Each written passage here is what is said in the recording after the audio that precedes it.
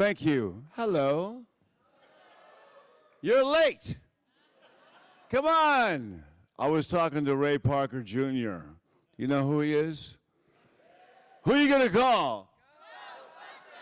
Don't haggis the Hoff. I said, who are you going to call Ghostbusters is almost as famous as Don't Hassle the Hoff. Actually, he wrote that song, and he told me a story that's pretty amazing, that they were only going to put it in the movie for 20 seconds, and they thought Ghostbuster wasn't going to be a big hit. And you know what else? They thought Knight Rider wasn't going to be a big hit. It's true. What's the theme of Knight Rider? That's right. And you know what? That they say that Don Peake and Glenn Larson actually wrote that, but they didn't. That actually came from a sonata from the 1800s. Dun dun dun dun dun dun dun dun. Was actually written by some classical artists. I'm not even sure where they were from, but it was many, many years ago, and it was online, and they found it, and they made it part of the show. But the theme of Knight Rider is one man can make a difference, right? Well, you've made a difference. You made a difference in my life because you made a difference. One man, one woman, one person can make a difference. It's probably going to be the new title because you've made a difference in my life, and hopefully I can make a little bit of difference in yours. Ray Parker just made a difference in my life because he told me that they never thought Ghostbusters was going to be a hit. So he retained all the publishing. They thought Knight Rider was going to be a flop. And I got the script, and the script was glowing in my hands, and I couldn't believe how great it was. And I called my dad, and I said, Dad, I was on a series called The Young and the Restless, right? And I quit because I wanted to go to Broadway, and along comes Knight Rider, and it lands in my lap. And I said, Dad, it's a great script. He said, what's it about? I said, it's about a talking car. And my dad says, have you been drinking? And I said, no. He said, maybe you should start. You left The Young and the Restless. I was making a lot of money back then to do Knight Rider. And I said, well, what, are you going to audition for it? I said, yes, I have a screen test for it. Well, I got so nervous that I blew the screen test. I wasn't good enough for Michael Knight. But Glenn Larson, who created most of the shows, the A-Team, Airwolf, Knight Rider, the Bionic Woman, the Bionic Man, the $6 Million Man, and Magnum, and Quincy, oh my God. He passed away just recently. He called me up and he said, well, what about that last guy? That David Hasslehoff, he looks good. And they said, yeah, but he's got a fat face. I had a fat face. You know why? Because I just come from a bachelor party and I've been drinking. And I wasn't in shape, so I went to a steam room. And I found a girl that she was quite heavy, and she just wanted to be an actress, and she couldn't figure out how to believe in herself. So she read a book called The Power of Your Subconscious Mind, which means if you see it and you believe it, you could live it. You have to see it, believe it, and you will live it. She told me this, and so I went, wow, I just auditioned for Knight Rider, and they said, they're going to call me back, but I'm not sure if I'm going to get a call back or not. And she said, go read this book. So I did. And I read this book, and it was about believing in yourself, keeping a positive attitude, and never giving up. It sounds really corny, but it was called The Power of Your Subconscious Mind. And it changed my life. So you know what I did? I got on my answering machine back in 1982. That's when the first cell phones were invented, right? Back in 1982, people would call you, and you would say, "Hi, it's David Hasslehoff. Call me back. I'm not home." So I say, "Hi, this is Michael Knight. I can't talk right now. I'll call you back."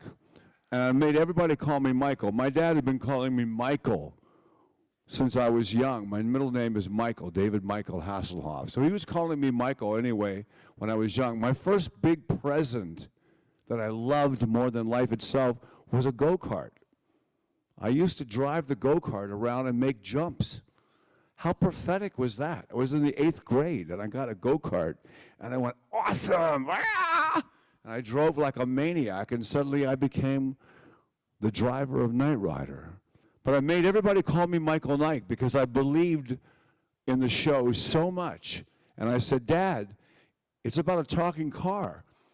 And he said, after he said, "Have you been drinking?" I said, "No."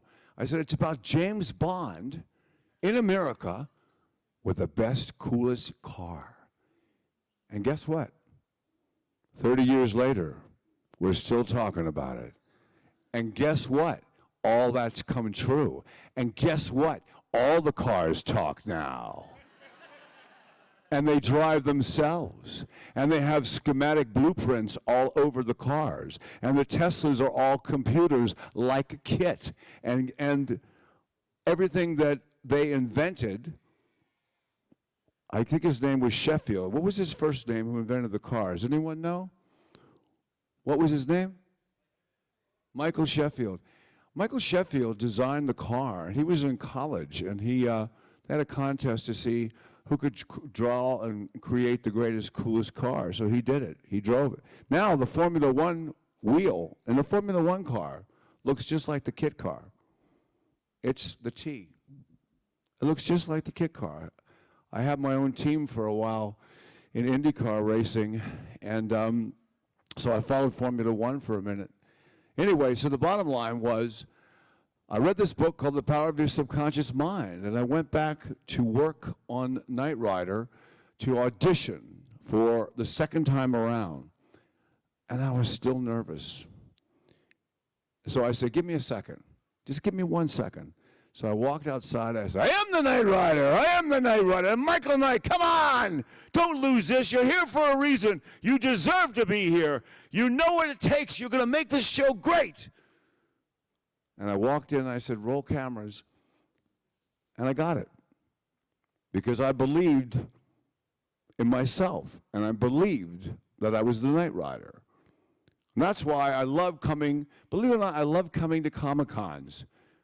You know why? Because it's the first chance sometimes people get to actually dress up and be themselves and find somebody else who looks just like them, or find somebody else who's a Knight Rider fan, or find somebody else who's a fan of Street Hawk, or find somebody else who watched Ghostbusters, or watched E.T., or find somebody else dressed as a unicorn because a girl's following me around dressed as a unicorn, or find people that are like so obsessed with Game of Thrones, they find other people, or Harry Potter. Oh my God. I mean, I've been to contests where they play, what's the game they play in Harry Potter? Huh? Widget. What? Come here. Come here. What is the name of it? Quidditch. We are separated by a common language. They were playing that game. I mean, they were actually playing that game. And they were like, it was awesome. Because it was a chance for people that sometimes sit at home and are afraid to go out because people make fun of them. I met a boy that gave me a package about this thick, and he came up to me and he said, "Hi, I'm in my room and I'm a little bit of autism, so kids make fun of me at school, so I stay at home, and here I wrote a critique on every Knight Rider." He wrote a review of every Knight Rider. So I was in my room I was doing pantos. You know the pantos? I did a panto. I play Hoff the Hook. "Don't you just love me?" "No, you don't." "Yes, you do. Come on." And I would say, "I can't stop this feeling deep inside of me. Girl, you just don't realize what you do to me." And I was saying, hooked on a feeling, I'm high on belief. Long story. I did 7 of them. I broke all the attendance records in Bristol and Nottingham and Wimbledon and Glasgow. Yeah. Where I became a Partick Thistle fan. I'm so sorry if you don't know who Partick Thistle is, you haven't lived. They're one of the oldest football teams in your country. And the the joke is, when's a Partick Thistle game? When people show up. Ha, ha, ha. But you know what? I support them, and I believe in them, because the people that support Partick Thistle, even though they haven't had the greatest record, are really nice people. And they made fun of them in my panto, so I support them. Anyway, I did Knight Rider because of this book, because I believed in myself, because the theme of Knight Rider was one man can make a difference, and it's about saving lives. It's not about taking lives. And it's about helping each other. And that's what Comic-Cons are about. It's about a chance for all of us to come together, hang out, and laugh. I laughed so hard today. I was just talking to Rex Smith from Street Hawk. He's from the same area that I'm from in Atlanta, Georgia. And Ray Parker Jr. was worried about his house, because my house is right in the middle of those fires, right in the middle of the fires. They have closed down the freeways. They have evacuated everyone. All the animals in the neighborhood are dying. A lot of the wildlife is dying. Some of luckily my dogs and my bird, well, unfortunately, it's a long story, were killed by wildlife, but the other animals in the area were dying. I have fish, believe it or not, like in a huge tank, were dying, and they couldn't get in to save them because the power had gone off and nobody would allow you to go back. And now I'm reading, have you read the stories about some of the people that were killed? They were in their cars. I mean, how lucky are we? We're lucky to be alive. We're lucky to have each other, you know? And we're really unlucky to have a president like we have in America. Because you know what? It's a campaign based on fear, based on anger, and based on self-worth. And it's really sad, because that's what America is not about. It's not what Knight Rider is about. It's not what you guys are about. You came to see me. I'm here to say hello, and I feel really great. You know, and the girl was going to interview me, and I just walked out, and you guys all jumped up. It was great. That happens to me everywhere around the world. You know what I got from so many men today? You're my childhood hero. How cool is that? Yeah, I get that all over the world. The weird thing is when you go into a Thai restaurant and they go, you are my hero. I say, I like the pad thai noodles and the pineapple rice. And they go, you're from Hong Kong. Oh, great. You're from Thailand. Well, that's great. You guys are crazy for me. I know. It's crazy there. Yeah, I know, it's amazing. And honest to God, I've stopped in Thailand before, and just as a layover, and it was crazy just walking through the airport. The same thing happens to me all over the world. I just did my own talk show in Sweden. We did a show. It's going to be made into a major motion picture. Are you guys aware of Kung Fury?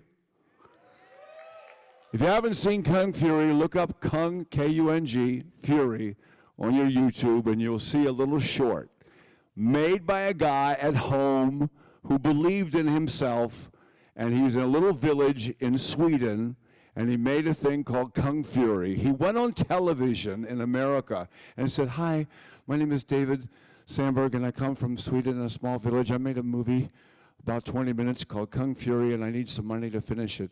I need $50,000. He raised $625,000. It was been made into a major motion picture now. I'm going to be in it, and I sang the theme song. Does anybody know the theme song?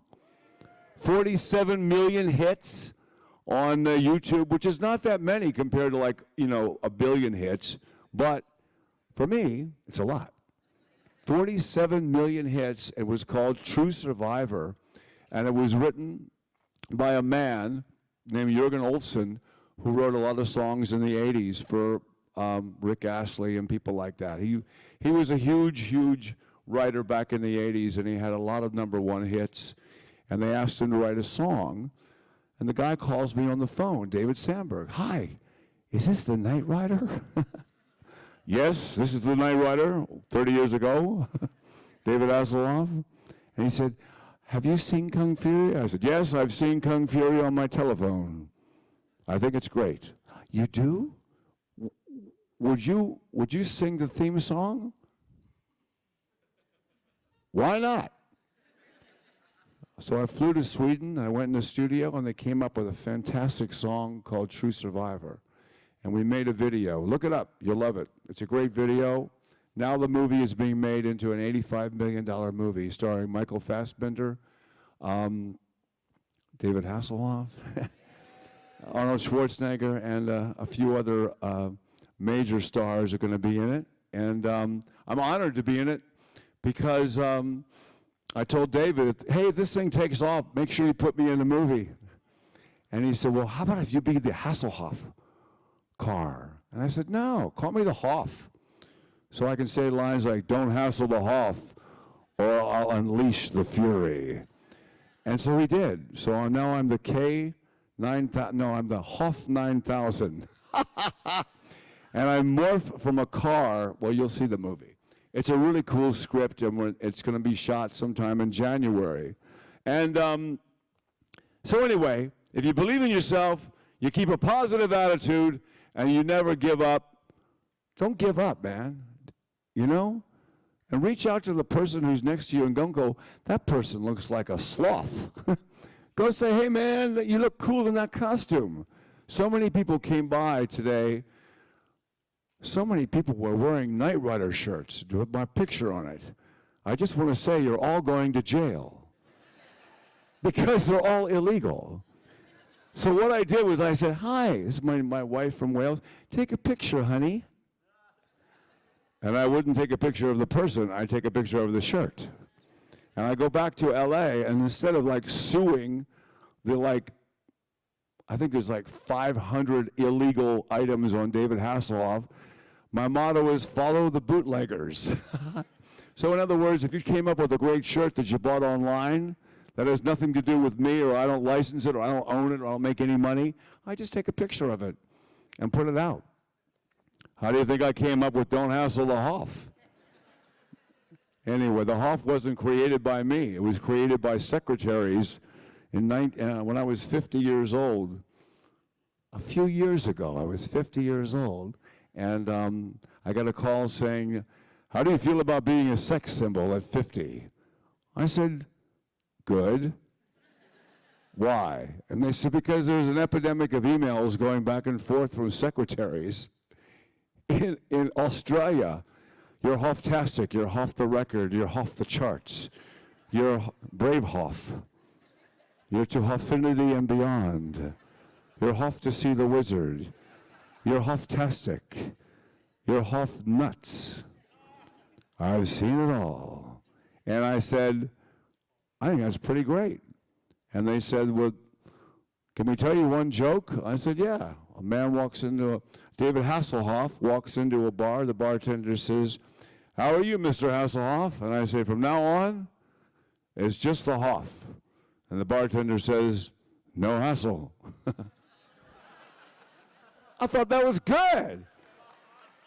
So I said, don't hassle the Hoff. And now I've been giving out T-shirts that say, don't haggis the Hoff. I tried to get 20 more made to throw them out to you guys today, but I couldn't get them in time. So I think I have 2 or 3 left, but I'm going to give them to some of the staff backstage, and I try to take care of some of the people that need attention, the ones who are a bit handicapped. You know what? Do I have any shirts left? Come here, Stefan. This is my buddy Stefan. Okay. Stefan, see that person right there in that wheelchair? Yeah. Okay, go give him a shirt, huh? Okay. I only have 2 left. But there's a person in a wheelchair out there who looks like she's got cerebral palsy. Hello. And what they are is they're really cool people trapped in a really strange body. They have no control. And I do a lot of work with them, and I see her. So here goes Stefan, see? 1, 2, 3. Hey, there's another guy. Give him, no, next one. Next person, yep. Hang on, give him that. Now here's the last one, come on down here. Give it to the big guy next to him because he thought it was for him. Don't haggis the Hoff. All right, by the way, have you ever had haggis? Who likes haggis? Oh my God. Doesn't it mess up your stomach? It messed up my stomach. So bad, but I loved it. You know, it's kind of like alcohol. I loved it too much. So I quit drinking. I think I'm going to quit eating haggis. Although I hear there's a good vegetarian haggis. No? No. All right, so anyway, believe in yourself, keep a positive attitude, and never give up. And what I tell my daughter is, it's really true. If you see it, believe it, and live it. So she had it tattooed on her arm. I said, I didn't mean for you to have a tattoo. See it, believe it, live it. That's what I live by. And sometimes when I need some extra money or I need some extra fulfillment, I'll just sit down and imagine that I'm happy. And I'll imagine that there's money coming in. I'll imagine that things are okay. Sometimes you can't imagine what happens. I can't imagine what happened in California in the bar that killed so many people. I can't imagine what happened in Manchester to that concert.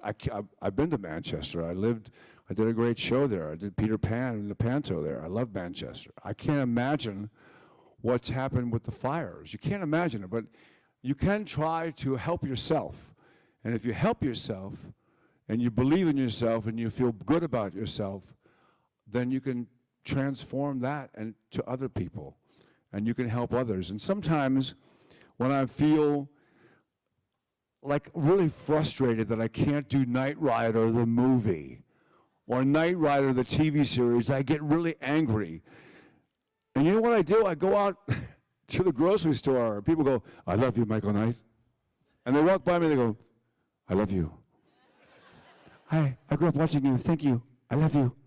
And I love you. And everyone's telling me they love me. And I go, I feel better. It's so weird. It's so weird. And that's what Comic-Con's about. I was talking to the guy, Sylvester from Doctor Who. You know, he was also in The Hobbit. I knew him from The Hobbit. He's like the coolest guy. He says, I'm almost 80. I love these Comic-Cons. People tell me they love me. And he says, it's great because people are so sweet.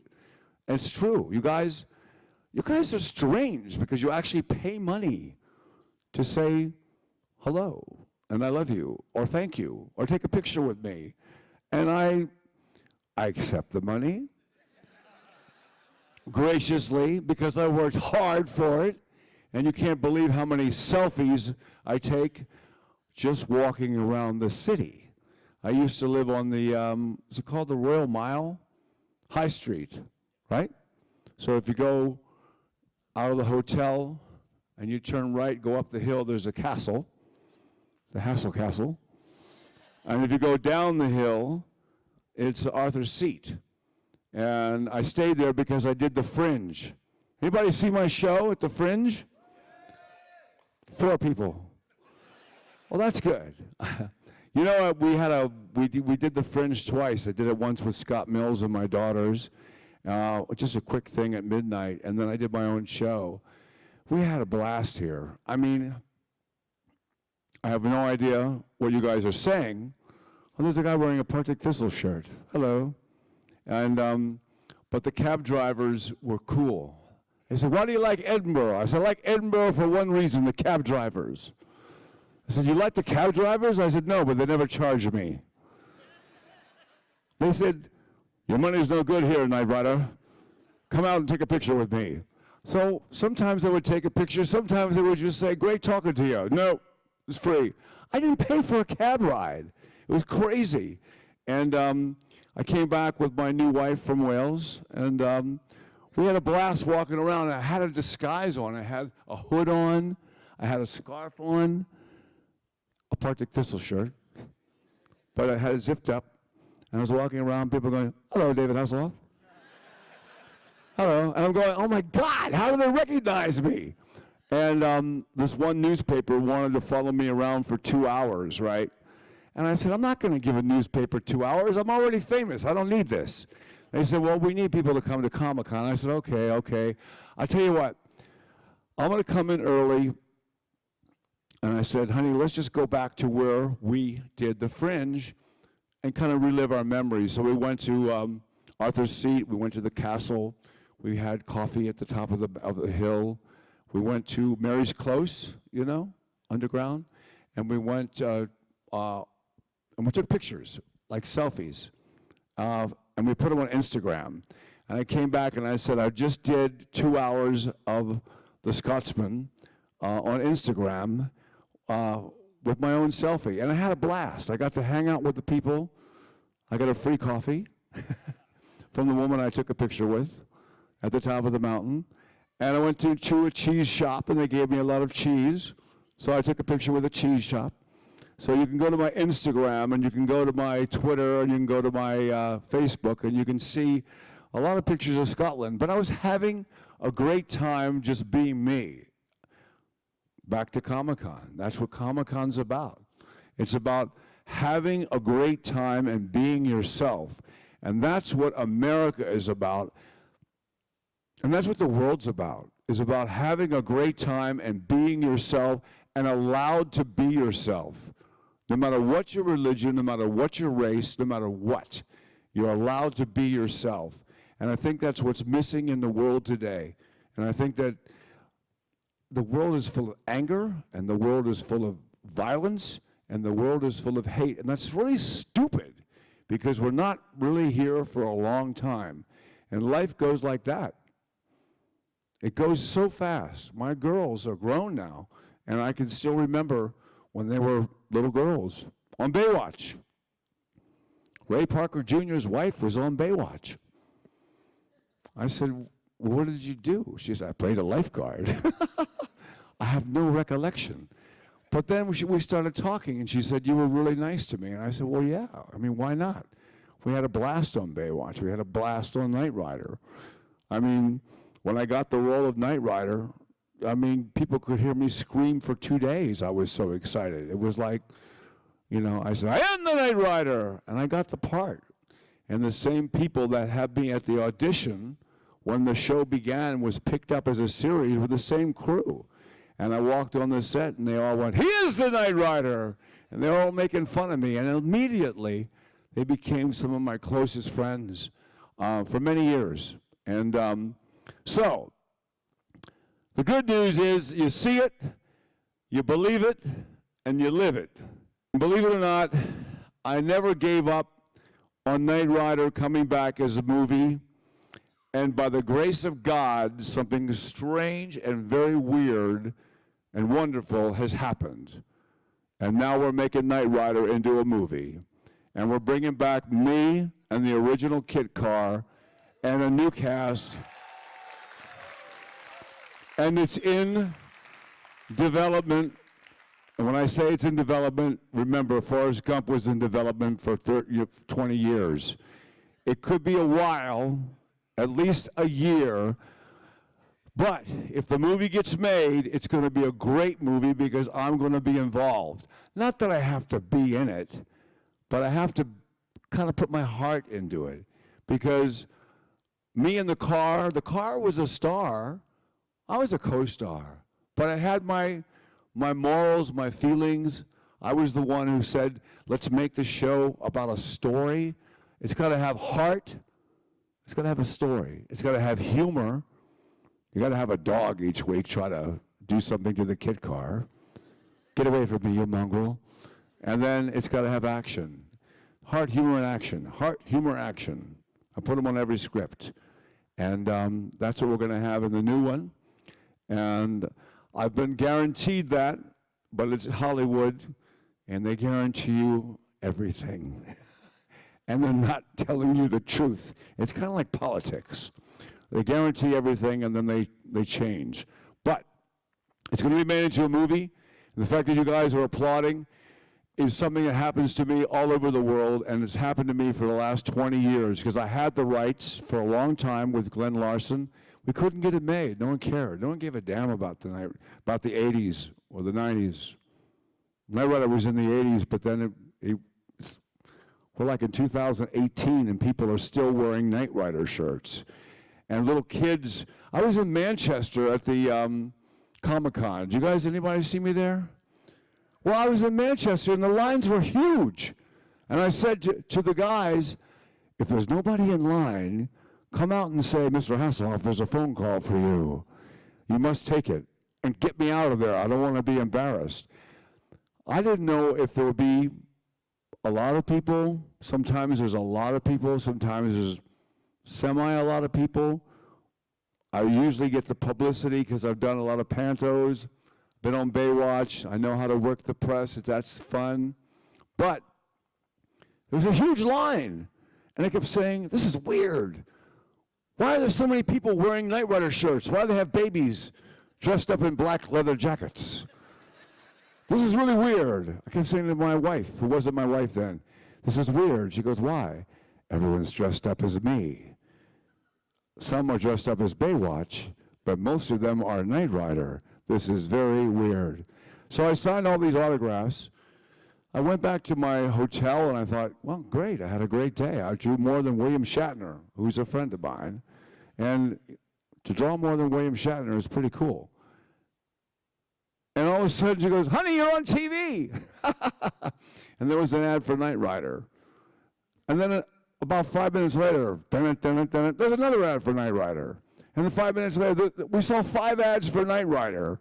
Knight Rider was running again on Channel 5 in Manchester. Did anybody see it on Channel 5? Do you guys get Channel 5 here? Channel 5, right? Where'd she go? Where's my wife? I don't know. Anyway, it was on Channel 5, and all these little kids were coming in going, hello, Michael Knight. I'm going, I still look like Michael Knight? Yes. I love your show.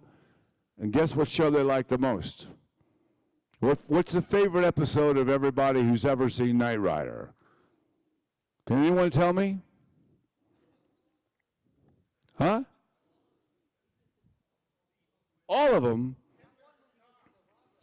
Kit versus Car. That's the one. That's number one. What's CAR stand for? Knight Automated Roving Robot. You win a t-shirt even though I don't have any. Knight Automated Roving Robot. And I'm telling you, it's the second most popular show was where I played my evil twin. Remember that show? Garth. My dad calls me and says, yeah, I watched the show where you played your evil twin. He's a better actor than you. That's my dad. My dad loved the tattoo. He never made it. He passed away, but he wanted to go to the tattoo because I went to the tattoo twice. So now I'll bring Haley's family, kind of like my new surrogate family, to the tattoo because it's so great. And the festival is an amazing thing called the Fringe because it gives everyone opportunity to kind of show off, whether they're happy or funny or musical or politically motivated or trying to help their cause. It gives people a chance. In the same way with Comic-Con. Gives you a chance to dress up and have fun, and you're always going to meet somebody who's weirder than you are. I love this place. It's great, especially the girl in the unicorn. I wonder if she's here. Are you here? No, you have the same hair as the unicorn. It's blue. Anyway, would anyone like to have a question and answer session? Come on out here. This is our lovely commentator. And anyone have any questions for me? You can translate. I want you to translate. Come on.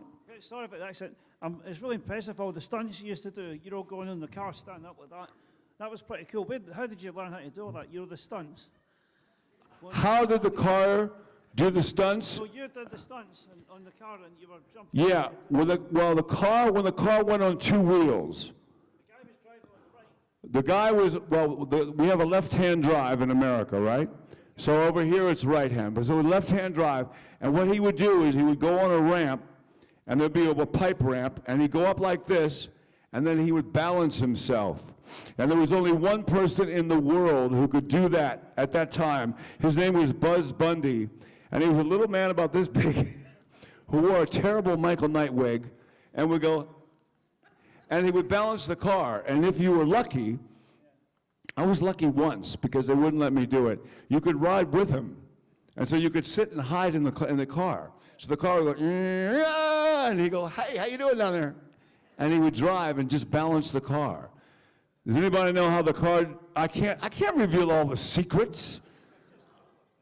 The stunt guy who designed the driving and the car, we didn't have, computers were huge. I held one of the first cell phones. I said, Dad, I'm calling you from Griffith Park, which is like in the middle of a park, right? And he said, well, I said, what do you mean? He said, I'm on a cell phone. It's a gigantic Vodafone. It was this big, with this big antenna. And I was calling him from the park.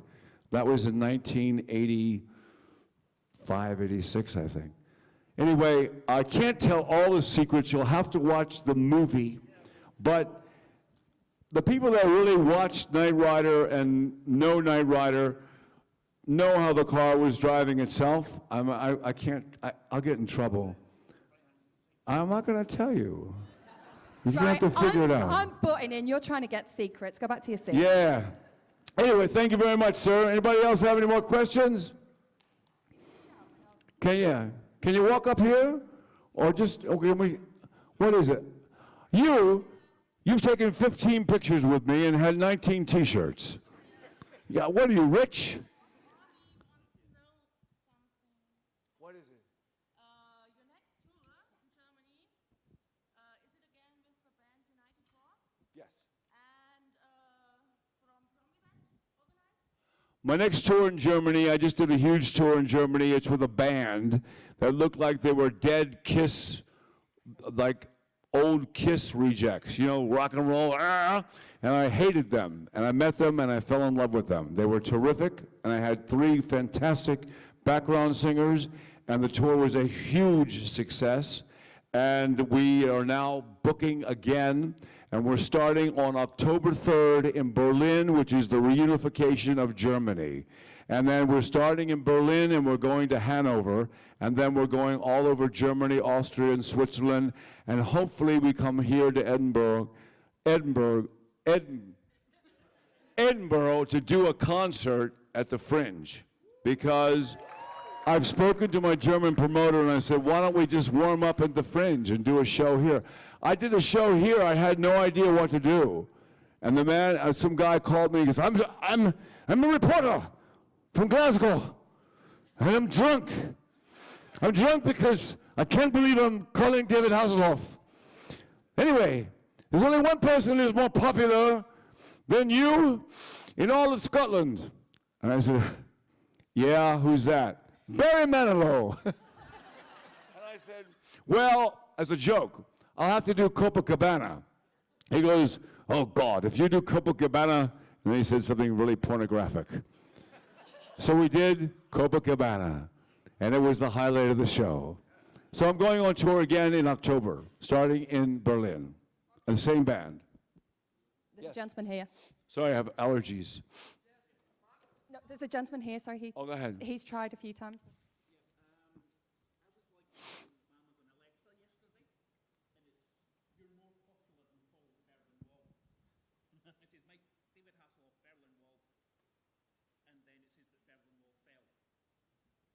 Can you interpret that? What did he say? You were watching what?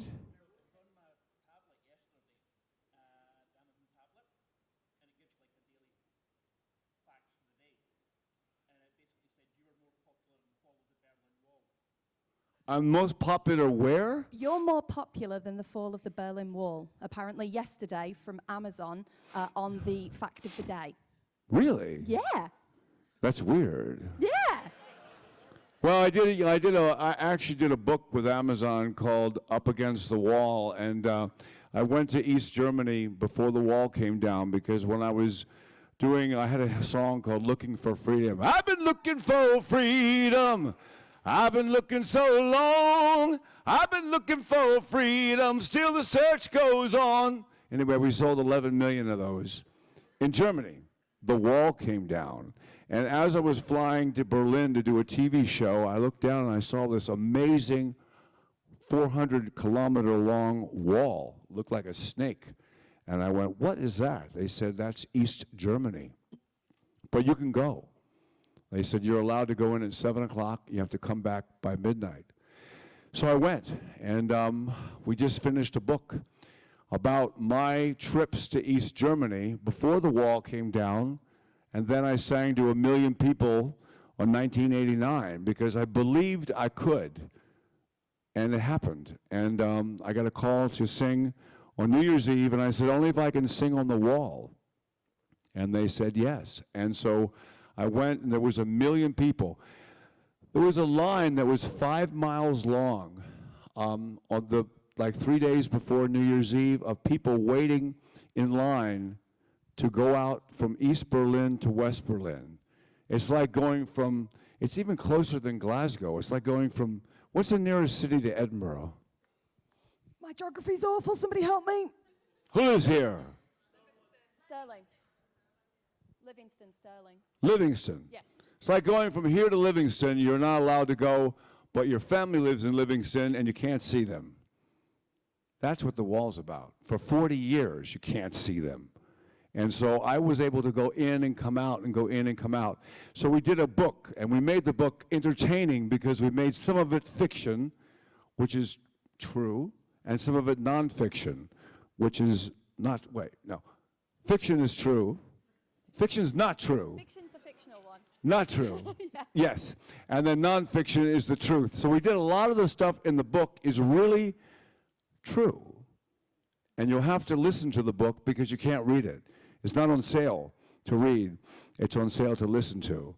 And you're going to like it a lot. It's very, very well written by a man named David Gordon. And some of my real experiences in Berlin with a spy. And you'll understand why I went to East Germany a lot. And you'll get a good laugh, I hope, out of the book. It has heart, humor, and action. It's called Up Against the Wall. But I'm not more popular than the Berlin Wall. Well, maybe I am. Amazon, you are. Well, I am in Thailand. Any other questions? We're going to have to finish after this last question. Oh, wow, So- already? Yeah, I'm really sorry. So Well, if you want to pick someone. Is Lou keep your Ferrigno hands up. coming up next? No, he's he not. talks We're forever. finishing. Who? We're finishing. Oh, okay. I'm just kidding. If you pick this What? You pick one person. No, you can't have a picture with me. What?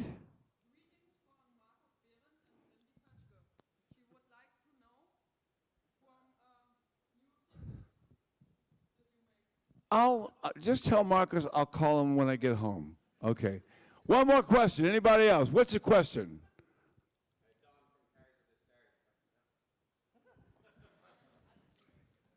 Hi, David. I'm Don from Cars of the Stars, and we're doing a show about Kit and Knight Rider versus the DeLorean from Back to the Future.